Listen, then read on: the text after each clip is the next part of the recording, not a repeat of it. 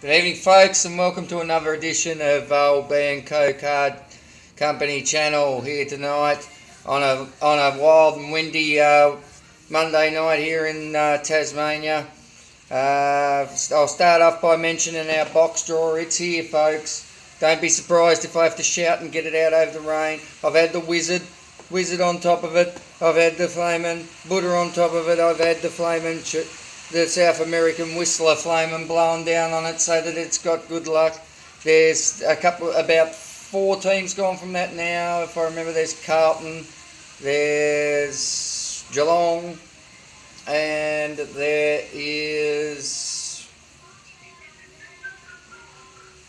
Can't remember the other one, folks, sorry. I'm pretty sure it's Carlton, actually.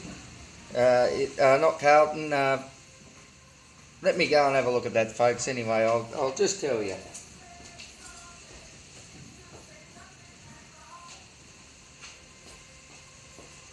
So, sorry there, folks. I was a bit wrong there. Yes, it is Geelong, Carlton and Brisbane are gone so far in that box. So, get on board that. $10 a team. You know, you can take home everything from your team, the Brownlow predictor, everything if it's your team. So, and as I said, I've got the lucky charm sitting on there to basically try and what's name. Now you know tonight is the wrap. So it's the wrap up of the weekend's football, in the eyes of Uncle Harold here at the OB-CCC.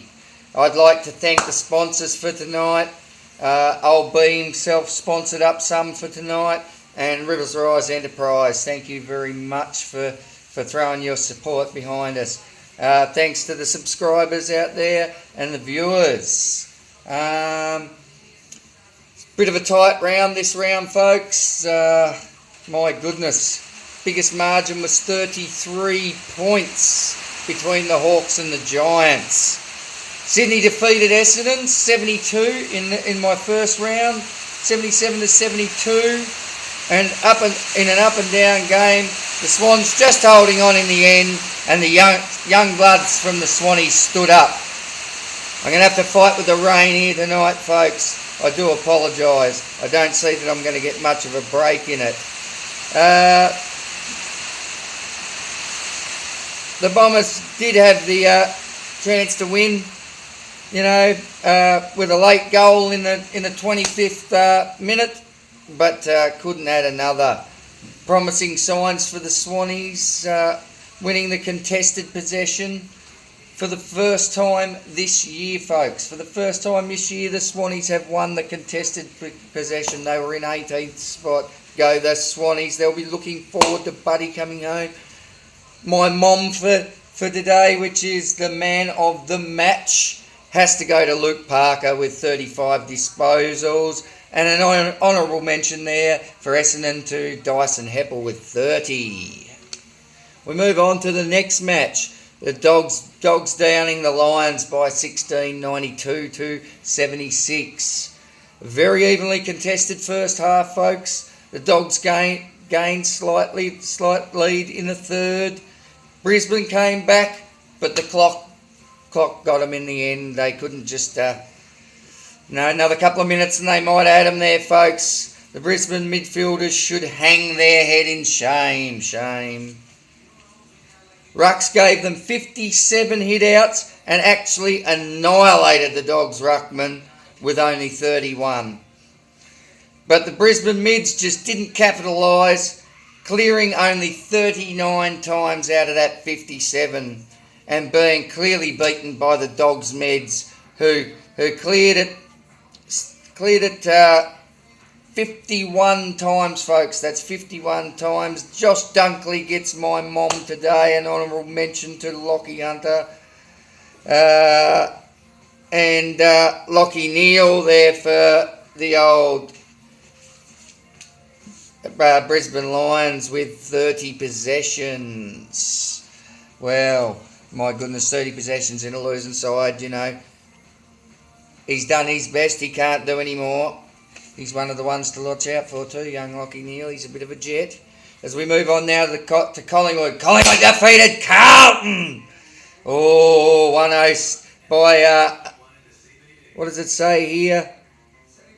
Got to try and work that out now. 19 points, I think it is there, folks. 19 points. 106 to 87, yeah, if I think my maths serves me right. That's 19 points. My goodness, it's always a happy day in the camp here at Uncle Harold's Domain when the Carlton Football Club gets beaten by Collingwood. We love it here. Your worries continue, Valerie Van Essen. Carlton, number one supporter there. Grundy destroyed your ruck. He absolutely murdered him. If it wasn't for Cripps, you just wouldn't even have been in the game. He was the only thing that kept you in the hunt. And Carlton won the clearances. They won the clearances. They beat Collingwood in the clearances by 3. And basically, yeah, it was 44 to 41. And they still couldn't get the job done. They were beaten all over the ground.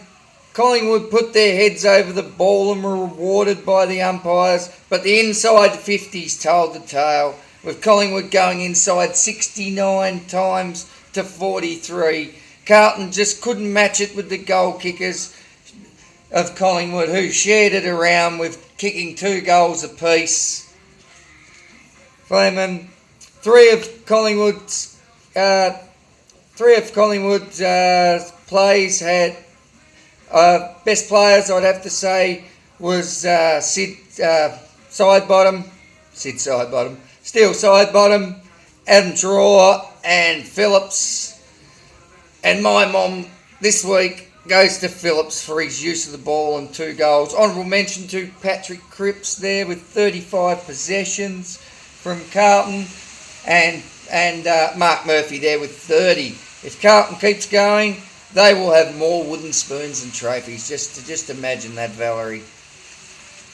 Anyway, we move on to the next game. The game of the week was the Melbourne Football Club versus the Gold Coast Suns. This week, this one was too close to call, folks. OLE-B had nearly swallowed a fly as his mouth gaped as Melbourne ran forward in the last dying minutes of the fourth quarter, and the scores were even. And he hits the post. OLE-B flew up off his chair. My goodness. And he was running around. Oh! Unfortunately, he couldn't talk because he's had his operations on his tongue. So he was a bit like a mime going, oh. Anyway, folks, he'd be happy about that. And the Melbourne Football Club led at every change. They were too hard, but it was really, really too hard to separate there, folks. Maxi gone, you know. This time, Jared Witts, he actually took it up to Maxi Gawn. He is the first ruck to do so, and he actually won 44 to 141. My goodness, he's the only one so far that's matched it apart from Grundy with Gorney. In the final, Melbourne could have cost themselves the game. You know, with poor goal kicking 3-4. Gold Coast actually hit the front at the 22-minute mark for the first time in the whole game in the fourth quarter. But unfortunately, you know, that they just couldn't hold on. Melbourne come back and kicked another goal, tying the game. And then, as we've seen at the very last minute, fumbles in the goal on the goal line, and Melbourne player gets his toe on it and into the post it goes, and then shortly after that the siren goes and the Gold Coast Suns go. Anyway, my mom for the day was definitely the Demons' Clayton Oliver. My goodness, this bloke had the ball on a string. 38 disposals, folks. 38 disposals and laid 15 ferocious tackles. My goodness, what a gun. What an absolute gun. So he's my mom for the day. Honourable mention to quite a few there in the Gold Coast Suns. Swallow stood out, and a few others, but there was a bit of a team effort there. Team effort too by the Demons to get it done in the dying seconds. We move on now to West Coast defeating St Kilda by 18, 88 to 70. West Coast led at every change. St Kilda tried their hardest but just couldn't match it with West Coast in the third, kicking 6 goals to 2. West Coast inaccurate kicking in the last, 1 goal 8, gave the Saints a sniff as they come to within 12 points of the Weagles. Within 3 minutes left on the clock, only for West Coast to clear and hit and put the ball in the hands of Jack Darling, who went back, settled and kicked the goal and put the game out of the reach of the St Kilda Football Club. The stats were even though, folks, across the board. Hit-outs were in West Coast favours but nullified by the clearances. St Kilda and West Coast both even on clearances. I think West Coast just wanted it a bit more, laying 10 more tackles for the game. I watched it. I'd have to say, folks out there, that Dom Shield would be my mom for that, with an honourable mention to Gaff and Sebastian Ross for the St Kilda Football Club there. We move on now where the Crows defeated Port by 20 points, 88 to 68, in the Adelaide Derby, folks. The Crows led at every change. Port's dismal kicking, 3-12 by the end of the third. Must have Jaden Downtown Van Essen furious. They turned it around in the fourth, mounting to come back with 6 goals. But really, after straightening their boot, but they just couldn't get the job done. They actually, though I will say, played like a football team in the last. I'd have to say, though, it was their absolute useless boot that cost them the game. But in actual fact, here's a useless fact for you out there, folks. Had both teams have kicked accurately and no points had been kicked, it would have been a tie with 23 goals apiece. So there's a bit of useless information for you. Port won the clearances, hit-outs, and were inside 50 more, but were bloody useless, as I said, up forward. Not to mention Adelaide tackling with 15. Adelaide's tackling with 15 more tackles. I think this was Port's worst, most piss-poor performance that I've ever seen. I think that was the determining factor. Seriously, players being paid the dollars that they're getting paid out there, folks. I am absolutely shocking, bamboozled that they can miss goals like that. Rory Lord, Brent Couch, 30 disposals, great there. But Rory Sloane gets my mom for the day on there. Honourable mention to Tom Rockcliffe with a whopping 41 disposals for the Port there. So he did his job for the Port. He did as best he could. Now we move on to the Cats defeating the Kangas by 24 points, folks. 104 to 80. In simplicity, the Cats outscored the Kangas at a rate of 1 goal a quarter. That's the telltale signs, folks. That's what happened. North tried hard, but they just could not match up to the Cats, and the Cats led at every change. The umpires tried to even it up with 21 to 13 free kicks favouring North. So, Mr. Van Essen out there, don't even try to begin to say that it was the umpires that did it. They tried to favour you. It was one Jesus, a.k.a. Son of God, who carved it up again. Although, for the second week in a row, he had me here at the OB-CCC, absolutely at panic stations, Flaming running around in circles. My heart was going a billion miles an hour. Please, Gazza, calm down. Tuck the wing in. No more. We don't want it. I want that Brownlow predictor. Going hard at the ball, mate, but keep it honest. Geelong's mids destroyed the Roos, having 11 more clearances, and that was just the telltale sign, you know, that they couldn't match it with the likes of Danger and Duncan and Tim Kelly, who absolutely demolished the Kangas with 36 disposals and is my mom for the match. Honourable mention to Charlie Constable with 27 and Sean Higgins with 31, Ben Cunnington with 29 respectively. Today was North rookie Curtis Taylor's first game, so congratulations to Curtis there. I found this out. He had 4 kicks, 4 handballs, 8 disposals with 3 marks and 2 tackles, so well done there, mate, for your first game. North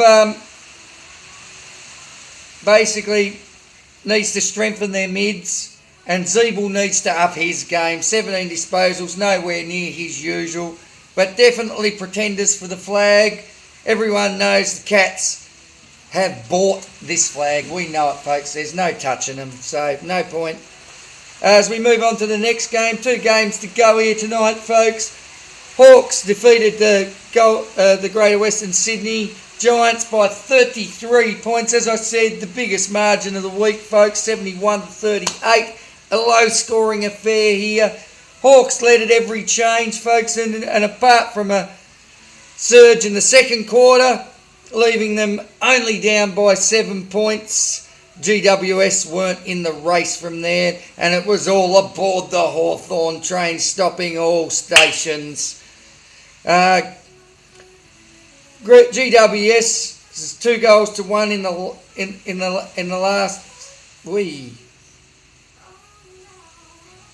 I've lost myself here, folks. Oh, sorry. Yep. GWS is 2-1 in the last half. In the last half, being outscored by Hawthorn 5-2. Noel Cairo French must be thinking of that they're in with a sniff now, but really they can't match it with the big 2. Oh, Frenchie, so don't even begin to get your hopes up, and should just accept they are Geelong's bunny. Hawks had 30 more handballs than the Giants. The Giants really missed their big man in the middle, slaughtered in the ruck. Rick Henson carved it up for the Hawks with 36 possessions. Oh my goodness, he was like a hot potato, folks. He was everywhere, and gets my mom for this week for the Hawkers. An honourable mention to Heath Shaw as well for the Giants with 30 there, folks. Now as we move on to the last game of the week, the battered and injured Tigers. Their injury woes continue, my goodness. They managed to rustle up a flaming victory here, and they mauled the Dockers by 25 points, 111-86. My goodness, it showed they're still contenders for the flag, folks, not pretenders.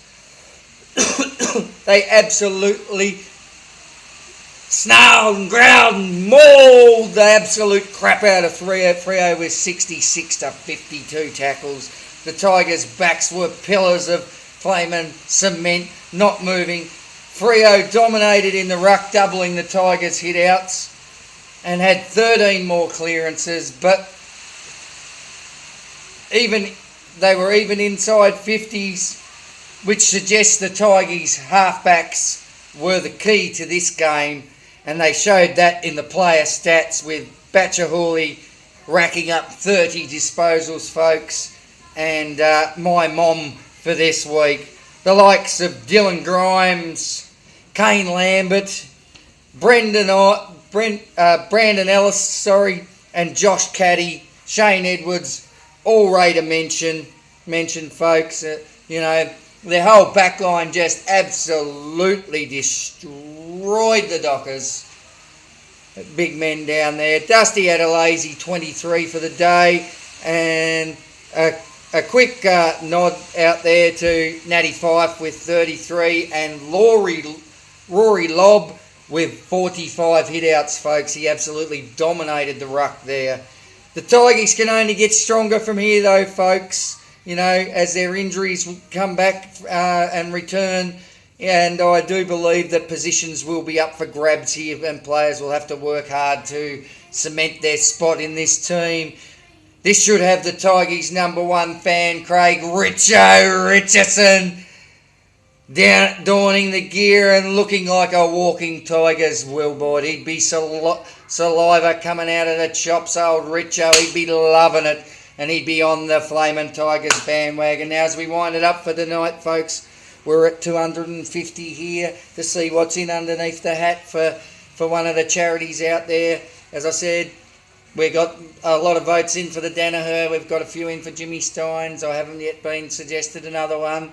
As I said, the box here, couple gone out of that. Get on it now, $10 plus postage and handling buys you your whole team. I'd like to say thank you very much for staying in and viewing tonight. And you've been watching, you know what, the wrap. That's another wrap for Flamin' the Week on Monday, the 13th of May 2019. I'm Uncle Harold. You've been watching the OLE-B channel here, and I'm out for the night. Hooroo!